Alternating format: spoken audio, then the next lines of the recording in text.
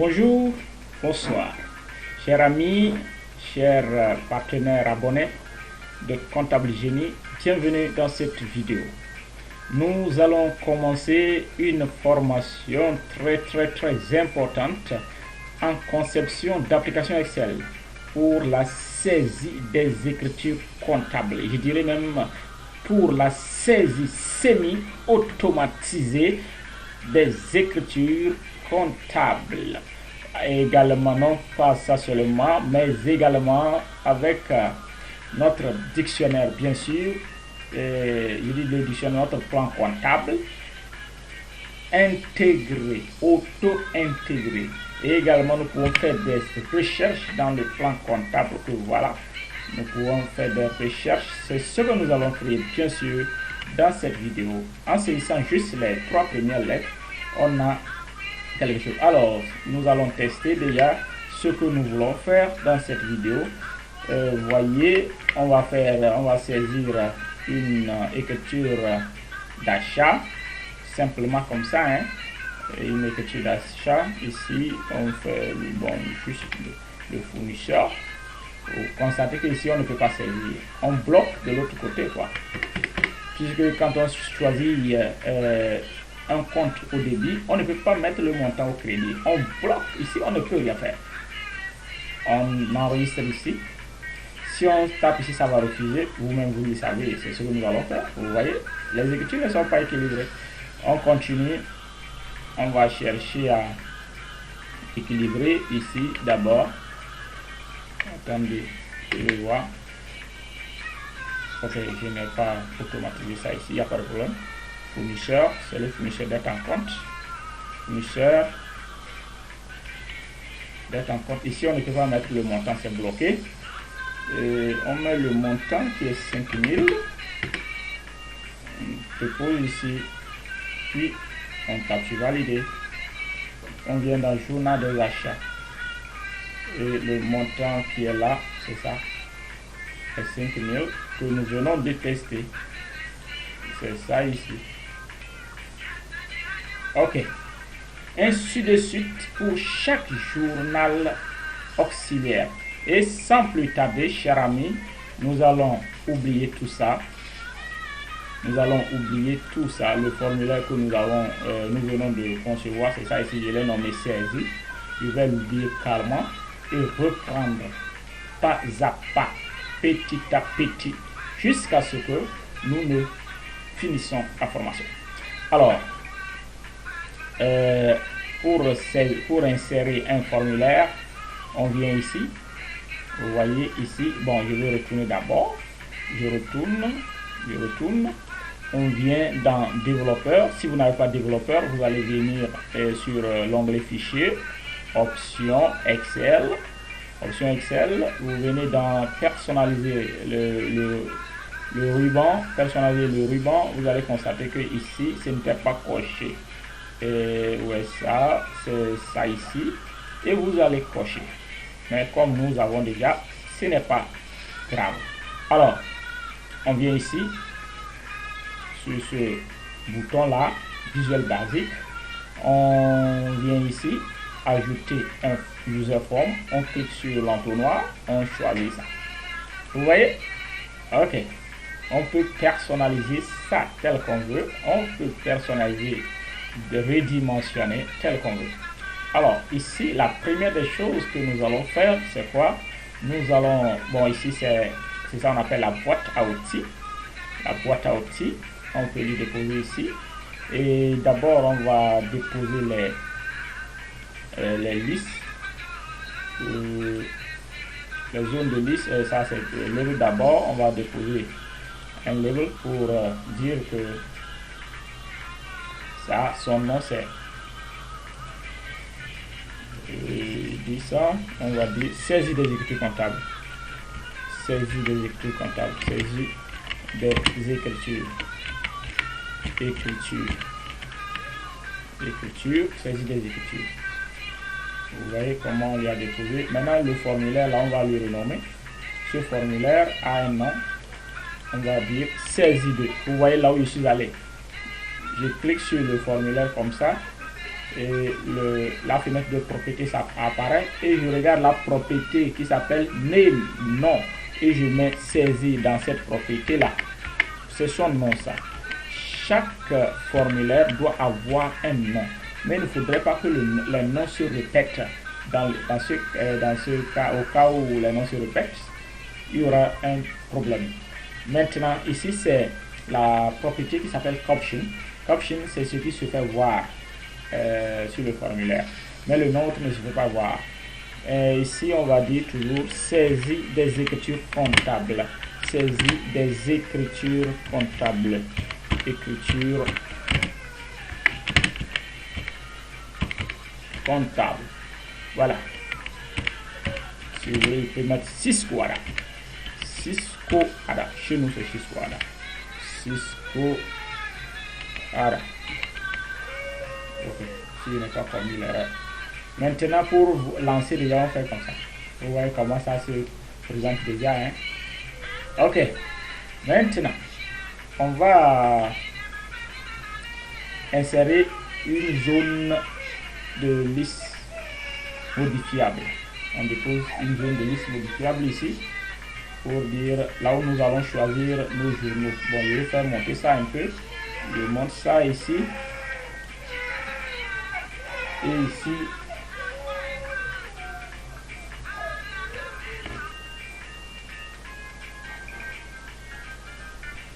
voilà.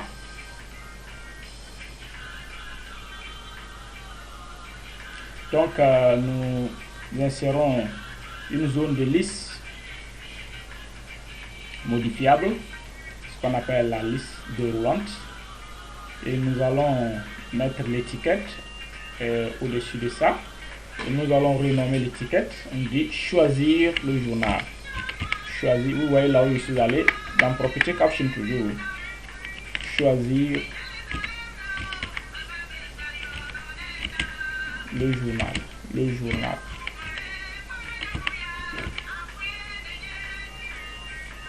Choisir le journal. Choisir le journal. Maintenant, nous allons insérer des zones de texte. Ça, c'est pour la date. Et ça, c'est pour le numéro de la pièce. Ça, c'est pour le numéro de la pièce. Et ça, c'est... Nous allons insérer encore une zone de liste modifiable. Ça, c'est pour les numéros de compte au débit. Encore pour les numéros de compte au crédit. Et encore pour les... Bon, ça, ce n'est pas la peine, c'est pas sa place là-bas, je vais déposer en attendant. Encore pour numéro de compte tiers. Numéro de compte tiers, je vais fermer ici, je vais rétrécir ça un peu. Numéro de compte tiers, ça devient déjà la zone de description. Et ici, nous allons insérer une place pour les montants au débit, également une place pour les montants au crédit. Voilà. Maintenant, nous allons insérer, nous allons ajouter les intitulés, les étiquettes pour se retrouver. Date. C'est la date. Numéro de pièce. Numéro de pièce. Numéro de pièce.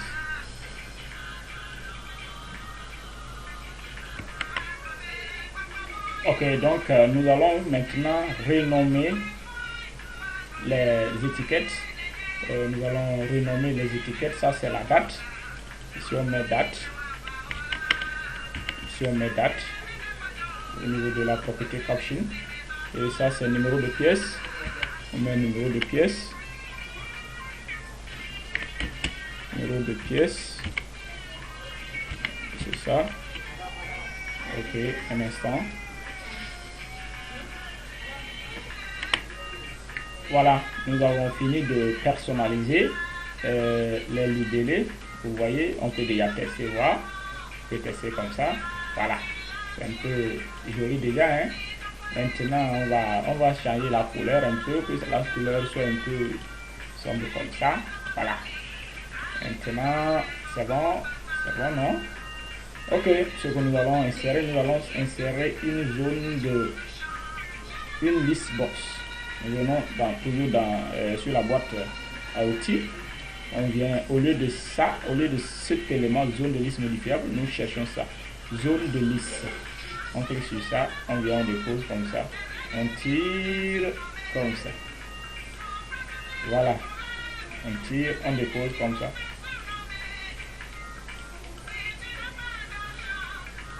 Maintenant, c'est bon. Nous allons également insérer les boutons. Vous voyez, ça c'est le bouton, c'est un bouton de commande. On clique sur ça, command button 1.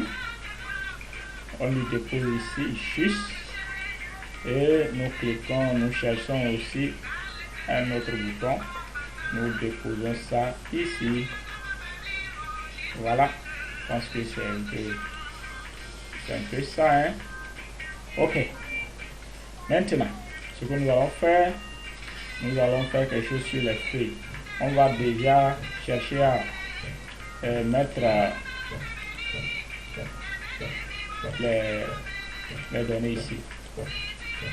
Donc pour ce faire, je viens sur les feuilles et vous allez créer les feuilles comme ça. Sur cette feuille table, j'ai mis journal achat, journal vente, journal caisse, tout. Et j'ai sélectionné comme ça. J'ai renommé. Vous sélectionnez, vous venez dans zone de nom. Vous saisissez un nom que vous voulez. Vous saisissez un nom que vous voulez. Par exemple, moi j'ai dit les journaux. Vous voyez? Et on tape entrée. Comme il y avait déjà renommé ça, a refusé de changer. Je vais faire comme ça pour ne pas pour que ça soit clair pour vous. Voilà, je fais comme ça, je sélectionne cela. Maintenant, si il dit journaux, c'est ça. Je vais voir si ça tombe. Okay. Il y a un souci, je pense qu'on jour. Attendez, il cherche et il servit jour comme ça. Il tape. Voilà, vous voyez que ça reste. Maintenant on vient ici. Ici nous cliquons sur ça, sur notre formulaire, et on cherche la propriété qui s'appelle raw source, et on tape journal. C'était comme ça, non? Ok, comme quelle erreur ça? Ah, j'ai oublié encore. Un instant, je vais voir ce que j'ai servi. J'ai servi jour, j'ai servi jour et non journal. Voilà. Il vient, où est ça? C'est jour, puisque. Ok. Comme ça. Et puis, ça marche. Vous voyez, ça donne. Il y a journal achat, journal, tout. Ok, ça marche. Maintenant, également, nous allons mettre le plan comptable. Nous allons insérer le plan comptable. Ici, vous voyez que j'ai déjà le plan comptable ici en fichier Excel. C'est ça ici. c'est tout le plan comptable. Hein. On dépose comme ça, contrôle flèche du bas pour descendre vers le bas, voir tout. Contrôle flèche du haut pour remonter. Alors, ce que nous allons faire, on vient ici, on vient là, ici, on va aller renommer ça. Mais puisque j'ai déjà renommé, je vais juste prendre ce nom là et remettre. Vous sélectionnez tout votre plan comptable comme ça. Vous sélectionnez votre plan comme ça. Voilà, vous vous arrêtez ici et vous voyez ce que ça donne. CPT, c'est celui qui est renommé. Compte, pour dire compte. Ok, on vient ici. Et ici, là, on dit CPT. CPT, vous voyez, non? CPT ici. CPT. Ça marche. Également, ici.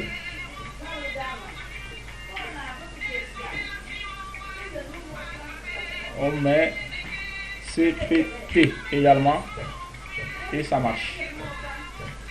On va tester. Ici c'est bon. Ici c'est bon. Ici c'est bon. Alors donc c'est parti, ça marche. Nous allons maintenant renommer, d'abord nous allons renommer cela. On va dire enregistrer ou bien sauvegarder, déposer. En fait ce n'est pas enregistré d'abord, mais on va renommer ça comme ça. Enregistrer. Enregistrer provisoirement. Provisoirement. En tout cas, on peut élargir ça. Ici, on va renommer ça aussi. Valider. Valider. Ok. Maintenant, on va réinitialiser le formulaire. On double-clique sur ça. Je vais double-cliquer sur ce formulaire et je viens ici dans les événements. Je clique sur ça et je cherche l'événement qui s'appelle Initialize. Initialize, et c'est ça qui m'intéresse. Quand je clique sur ça pour initialiser, qu'est-ce que je veux d'abord? Je veux que ça, qui s'appelle date text box 1, soit égal à date. Écrit mi text box 1 égale à date. Écrivez comme ça juste. Vous allez voir ce que ça va donner. Vous voyez que c'est la date d'aujourd'hui qui apparaît. Ok, c'est déjà bon. La personnalisation est déjà bonne. Maintenant, pour que le formulaire puisse reconnaître que ça c'est journal des achats, comment il va faire pour venir lui placer dans le journal des achats au lieu du journal des ventes? Vous voyez, c'est très important. Nous allons ajouter également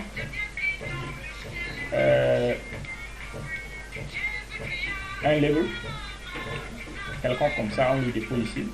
Ça s'appelle label 12. Ça s'appelle label 12. Et je vais effacer ça. Bon, je vais rétrécir ça comme ça. On diminue ça petit comme ça. Et bon, on va laisser comme ça d'abord. On clique sur ça.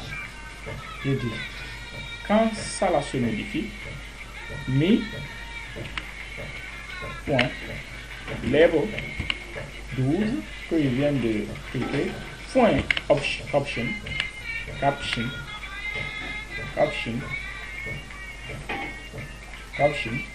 égale à mi combo box 1 voilà, regardez ce que ça va donner. Journal, ok, je vais agrandir ça un peu pour que vous puissiez bien voir. J'agrandis ça un peu, voilà. comme ça. Voilà, ça lui récupère pour venir déposer. Ça marche, hein. On pouvait toutefois laisser ici travailler, mais bon, c'est pour plus de sécurité que j'ai fait comme ça. Vous allez comprendre. Et soyez rassurés que journal, quel journal quoi, c'est ça qui est écrit ici intégralement, sans faute. Ça marche. Ok, on va continuer. Maintenant, après avoir renseigné les données ici, bon, nous allons personnaliser d'abord pour que quelqu'un ne puisse pas venir saisir des lettres ici au lieu des chiffres. Pour que quelqu'un ne vienne pas saisir de n'importe quoi. Alors, pour ce faire, on double-clique. On double-clique sur ça. Je double-clique sur ça. If not is numérique. Not is numérique. Not is numérique. Text box. Text box 2. Then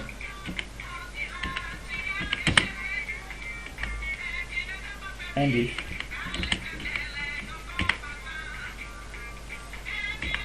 où est-ce que j'ai dit si ce qui est servi là-bas n'est pas du texte et du chiffre, il faut dire que MSGBox, c'est la boîte de dialogue, saisir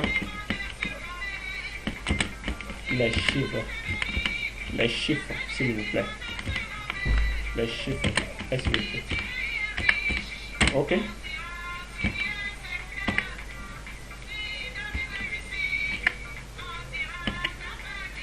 c'est bon.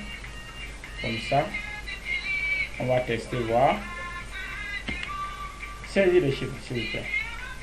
Et on n'a pas effacé. Je vais faire en sorte que ça s'efface également. Une demi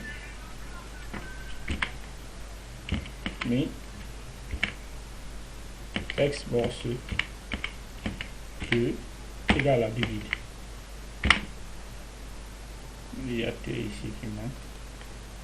C'est ici bien toujours.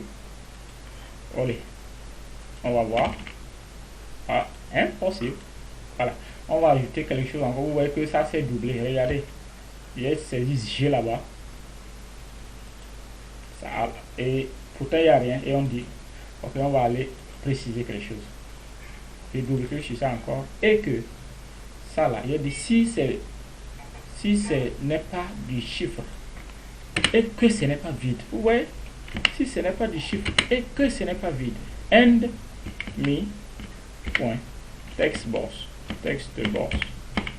2 différent du vide. Vous voyez mon clavier là, un souci même. Je serai obligé de faire quelque chose de